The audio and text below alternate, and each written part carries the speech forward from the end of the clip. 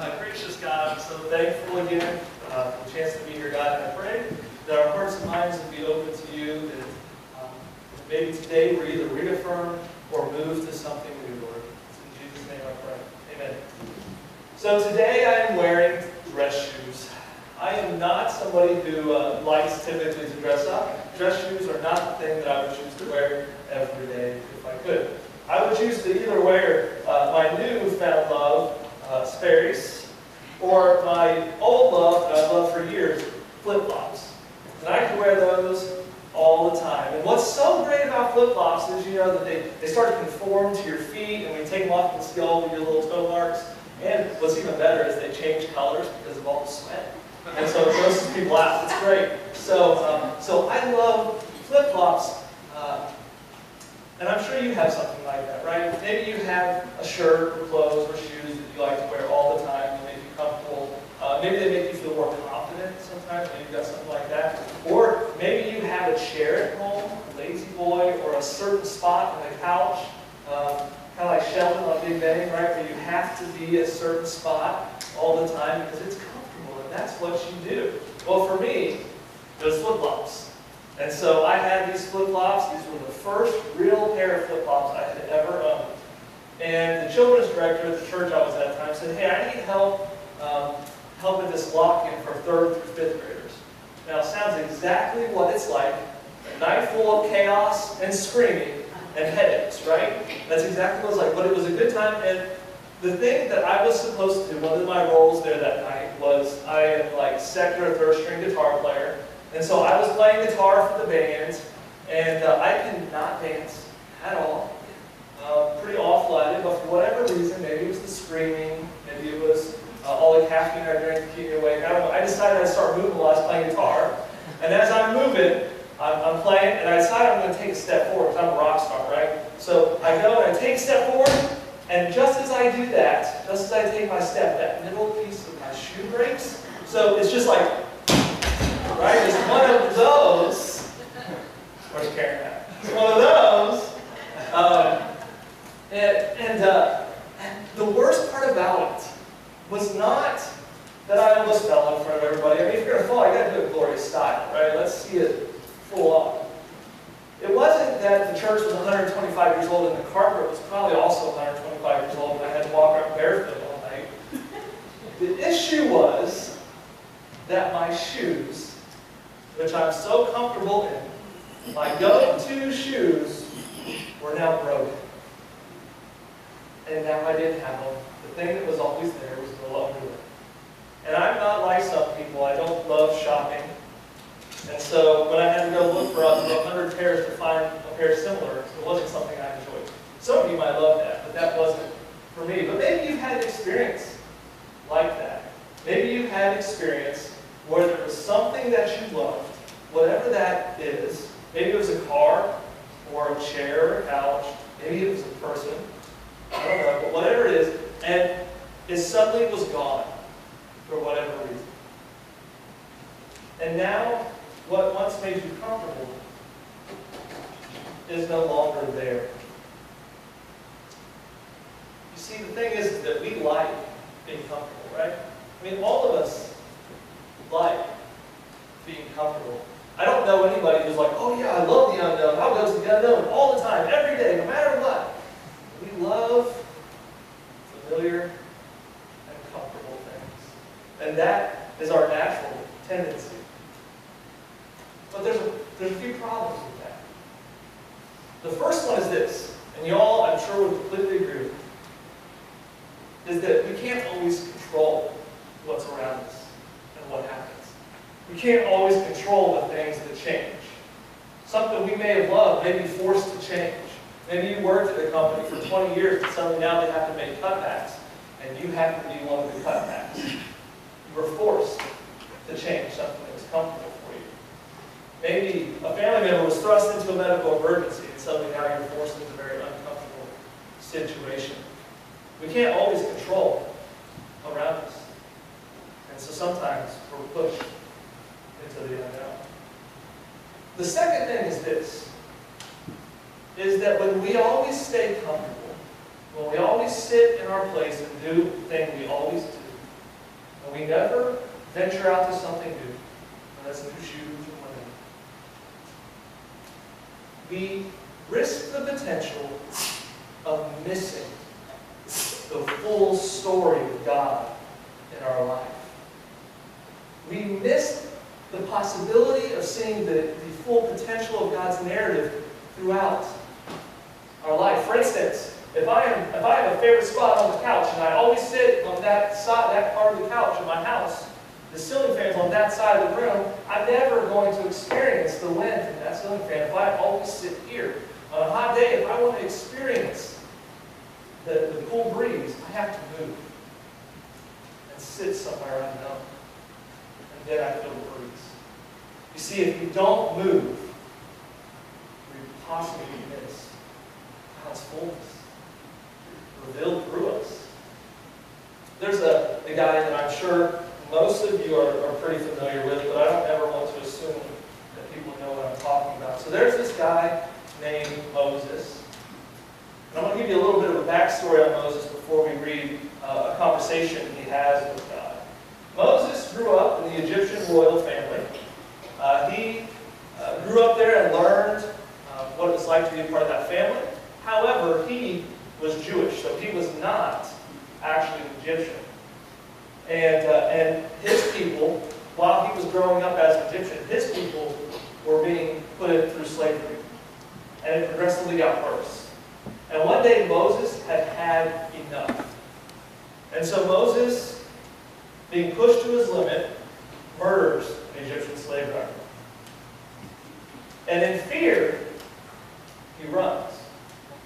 And he runs for a long time. We don't really know exactly, but what we do know is this, is that at that time, he got married, he had at least one child, and he picked up a new career as a shepherd. By all standards of today, Moses ran from one thing and found a good life somewhere else. By our standards today, married, kids, career, he has a good life. But God has something else in mind. Exodus chapter 3, verses 9 to 12. You see this section. I'm going to go 9 to 11. And now the cry of the Israelites, this is God speaking to Moses. And now the cry of the Israelites has reached me, and I have seen the way the Egyptians are oppressing them. So now, go. I am sending you to Pharaoh to bring my people, the Israelites, out of Egypt. But Moses said to God, who am I that I should go to Pharaoh and bring the Israelites out of Egypt? And God said, I will be with you, and this will be the sign to you that it is I who have sent you. When you have brought the people out of Egypt, you will worship God on this mountain. Moses, as you could expect, is hesitant to do what God is asking him to do. Even though God has assured Moses that, hey, I will be there with you, and other parts of this conversation actually shows that God performs miracles for Moses to prove that he will be there, yet Moses is still hesitant. And then the conversation continues. Chapter 4, verses 10 and 13. Moses said to the Lord, O Lord, I have never been eloquent, neither in the past, nor since you have spoken to your servant. I am slow of speech and tongue. The Lord said to him, who gave man his mouth? Who makes him deaf or mute? Who gives him sight or makes him blind? Is it not I, the Lord? Now go, I will help you speak, and will teach you what to say. But Moses said, O Lord, please send somebody else to do it. Moses, please. You know, we lift Moses up because he had so many big things happen in his life with God. And sometimes we forget that Moses was a person. Moses was a person like us. Moses was a person who had deep pain and grief and probably guilt in his past, and he ran from it. And he made himself a good life. And he wanted to stay there. Moses is a good man with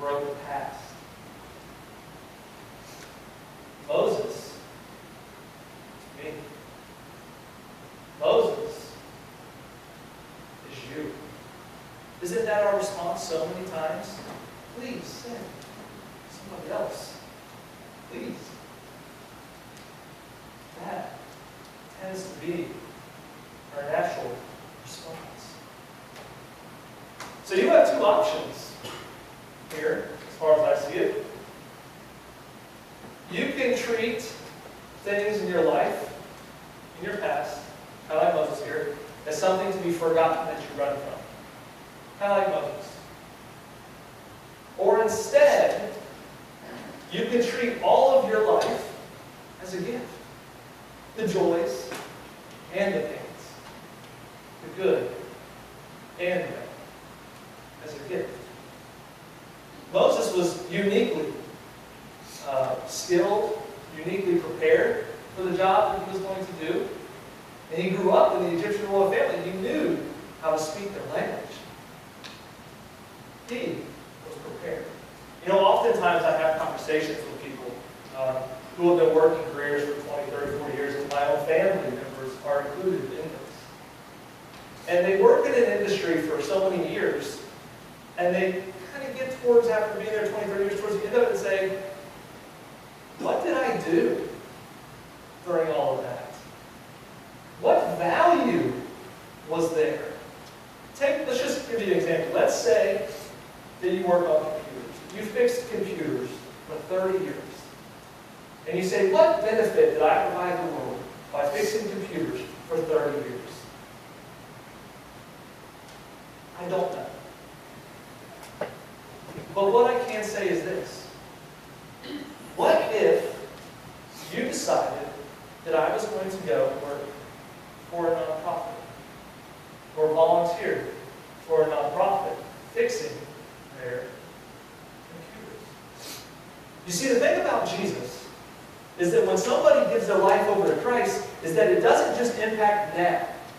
It's not just a now decision. It's a now changes my future and at the same time redeems my past. And so if you have worked in the computer industry for 30 years and you don't know what it meant and you are confused, what if you said, I'm going to take all of those skills that I gained for 30 years and I'm going to do something now positive with them, and suddenly now you've redeemed those 30 years. Because you know what? They prepared you for what you're doing now. All of life shapes you and is a gift to you. For you to use, not to be forgotten and run from. Even the bad stuff. You know, when you give pain over to God and try to use pain for God's glory, pain begins to lose some of its control. It begins to lose some of the fear factor. You know, there's a second thing here that I think we need to know about when God calls us out of situations that are uncomfortable, or into situations that are uncomfortable, away from where we know. Is that call knows no age. He knows nothing about age. Moses was obviously at least middle age. God calls him anyways. I've got two examples here to share with you. One, I actually decided to share with you kind of yesterday evening as I was sitting home. There's this video that's been trending recently on the internet, and I wanted to share it with you this morning. Basically what has happened is one senior high school has decided to rally support from his peers for this person, this fellow student who was recently diagnosed with leukemia and has been dealing with that. And so I just want to show you this little video. There is, I'll give you a little bit of note, there is an emblem from a news station. Please look past that and do not let that distract you from what's really taking place.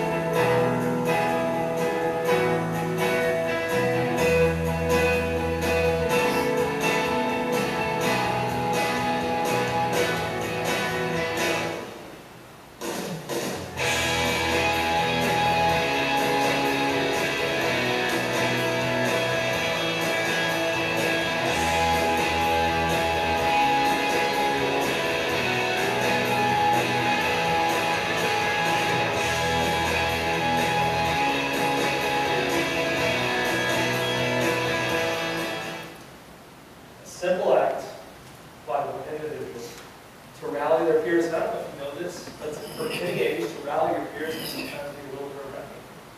But to rally his peers, to show an individual that she is not alone, that there are people with her.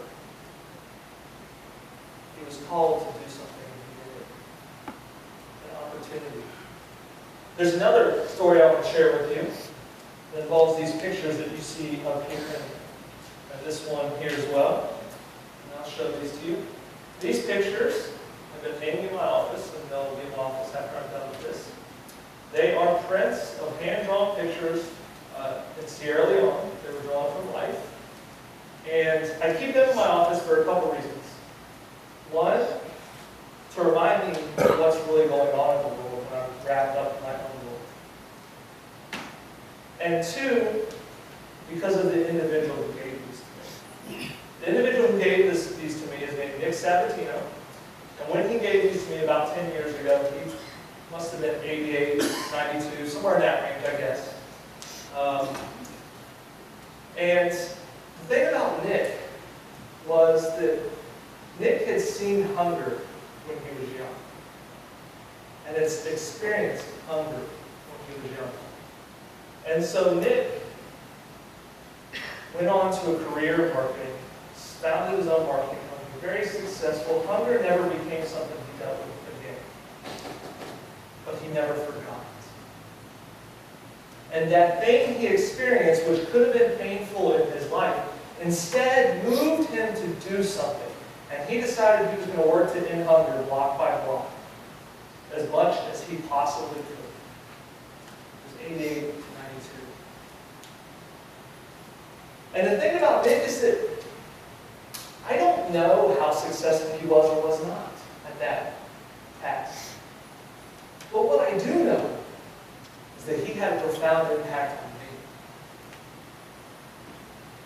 me. His deciding to take up this call to use the gifts he's given, yes, through pain, the gifts that he has been given, transformed me. And I don't know if he even knows that impact. He also reminds me a lot of our dear friend Dave McKee. You see, here's the thing. A call to do something beyond being comfortable knows no age. No matter how young, no matter how old. It might dictate the method or the speed, but a call knows no age. So what do you do with this?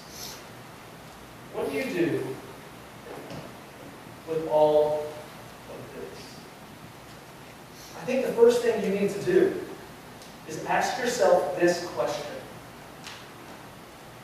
Am I, and be really honest with yourself, am I using all of the gifts of my life, the good and the bad, all of the experiences, all of the talents, all of the people resources, people capital, if you will, am I using all of the gifts of my life to their fullest for God?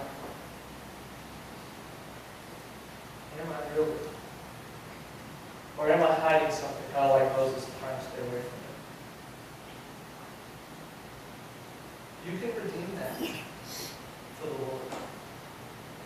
You can do something with it. And the second thing that I think you should do is this. And this one's so simple, but so important. Do something. Don't wait for an invitation. Do something. And my guess is, as you do something, you're going to learn along the way. And you're going to discover that there are more gifts that you have in your life than you realize. And I believe, completely, friends, that all of you have something incredible to offer. I'm going to be caught in that verse, we belong to each other from Romans. You need each other. We need each other to use those gifts. I always need help in the youth and young adults ministries. I know Janet always needs help. Scott probably always needs help. You can help here, and that is so significant and important if that is your gifting. Or you can find a place and help there in the community and help. But do it for the Lord. Do something, friends. Move beyond where you're comfortable. And then you can experience the full narrative of God in your life. One last thing I forgot that's so vital. I don't know if you know this or not. Moses, because he did what God had asked him, saved an entire nation. And through that nation, Jesus Christ came into the world. And through Jesus Christ, we are all redeemed. And we are here today because of Jesus Christ. What if Moses hadn't gone? I'm sure God would have found another way. But Moses would have sure missed out on the big narrative playing in his life. Friends, don't miss out. Will you pray with me? Gracious God, I know beyond a shadow of a doubt that you have gifted every person in this room with uniqueness, with talents, with experiences, with good and bad, and all that can be used for you. God, I pray that we as individuals would really ask ourselves the questions. Am I doing everything I can with all that you've given me?